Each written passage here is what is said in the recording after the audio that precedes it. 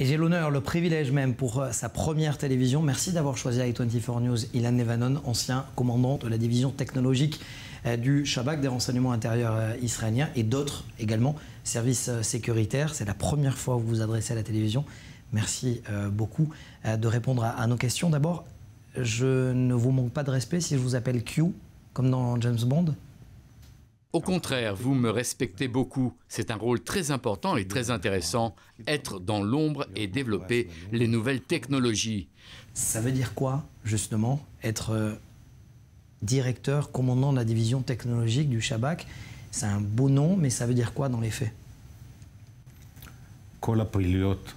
Toutes les missions les plus secrètes et les plus opérationnelles ont besoin de technologies de pointe. Il est impossible de prévoir une mission sans ces technologies. Ça peut être simple, comme par exemple mener un entretien comme nous le faisons maintenant, où vous ne savez pas qui je suis, où nous sommes seuls face à face. Mais il n'y a pas d'écran de télévision autour de nous, les écrans sont autre part et voient exactement ce qui se passe au cours de l'entretien. Il faut savoir comment organiser une telle opération. C'est comme Q dans James Bond. Le héros est dans sa voiture, mais il reçoit soudain un message qui le menace. Il reçoit l'ordre de filmer une scène sans caméra. Il doit se guider sans appareil de navigation. Il a besoin d'aide en urgence. Mon rôle est donc de penser à tout et de donner des solutions à tout type de problème immédiat. En clair, être capable d'être réactif et imaginatif tout le temps. Ça veut dire que, en quelque sorte, à la grande différence de Q qui est tout dans le laboratoire, vous aussi vous sortez sur le terrain pour faire face justement aux nouvelles technologies?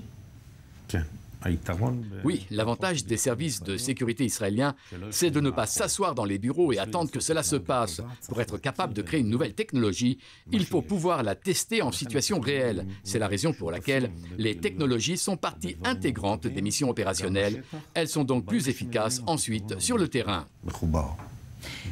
Ça veut dire que c'est grâce à vous, finalement, si ces dernières années, ce qu'on appelle le SIGINT, c'est-à-dire le renseignement technologique, a pu avoir ses meilleures lettres d'or?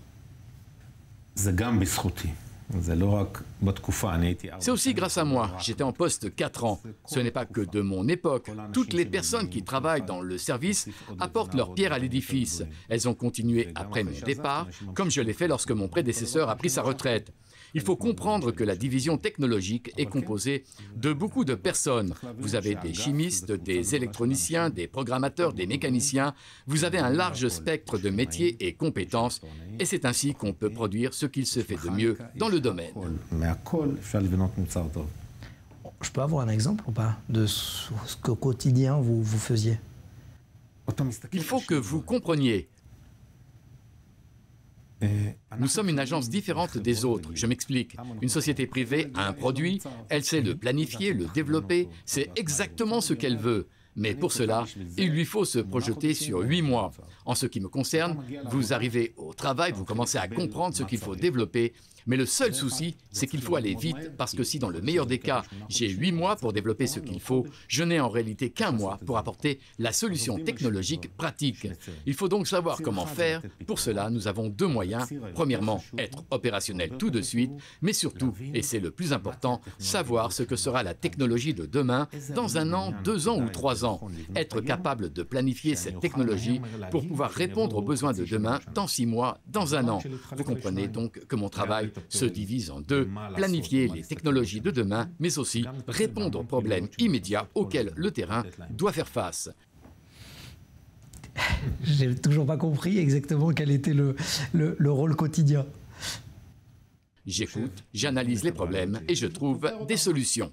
Ça a l'air tellement simple, ça a l'air tellement simple. Ilan Nevanon, est-ce que c'est grâce à ça, votre expérience, que vous avez réussi à connecter, puisque vous êtes à la tête aujourd'hui d'un projet qui est de collecter des petites et moyennes entreprises dans le monde de la sécurité pour se regrouper et faire face justement aux grandes majors? Est-ce que c'est aussi un projet qui vous tenait à cœur?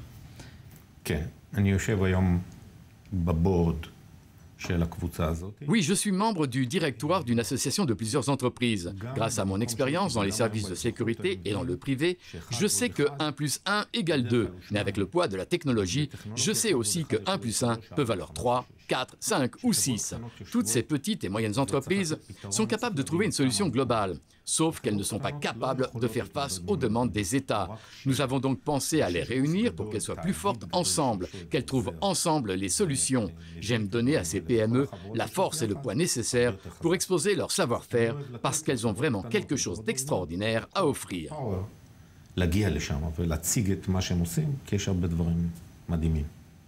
J'aimerais vous poser une dernière question parce que je ne peux pas vous laisser partir comme ça. Le nouveau conseil à la sécurité nationale, Eyal Khoulata, vous le connaissez, j'imagine. Vous pouvez dire quoi sur lui ?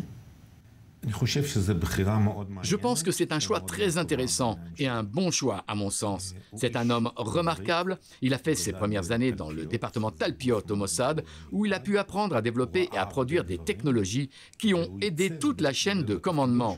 Il s'est pensé hors des sentiers battus, il sait gérer des équipes, il comprend ce que signifie le mot politique dans de telles organisations, il sait comment se comporter et sait rassembler des gens autour de lui. Oui, c'est un très bon choix. Dernière question à laquelle je n'avais pas pensé. Quand vous me regardez, vous êtes capable de déchiffrer mon code génétique ou pas? Non,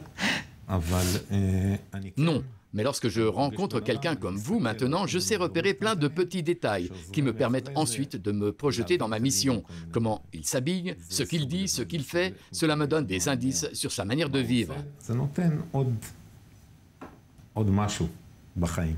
Bon, bah écoutez, on en restera là. Merci beaucoup, Ilan Nevanon, d'avoir été mon invité. Merci surtout d'avoir choisi i24 News et mon émission pour vous exprimer pour la première fois dans un média. Merci à vous.